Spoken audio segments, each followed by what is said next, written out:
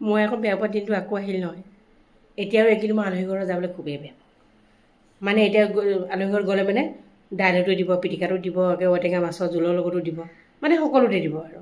গতিকে এইকেইদিন মই আলহী ঘৰত নোযোৱাতে ভাল বুলি ভাবিছোঁ। বুজি পোৱা নাই? কঁঠালৰ গুটি আকৌ, কঁঠালৰ এতিয়া ছিজন নহয় জানো?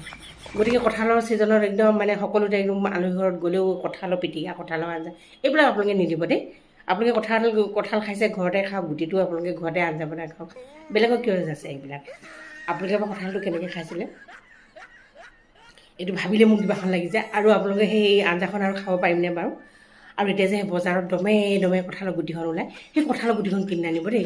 সেইবোৰ কঁঠাল গুটি বাৰু মানুহবিলাকে কেনেকৈ বাৰু খাইছিলে।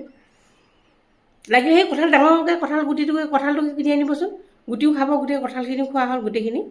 আৰু সেই বজাৰৰ সেই গুটিসোপা কিনি খোৱাতকৈ কঁঠাল গুটি অৱশ্যে মই খাই খুব ভাল পাওঁ, পিটিকাতে হওক, দাইলতে হওক, ঔটেঙা জোলতে হওক।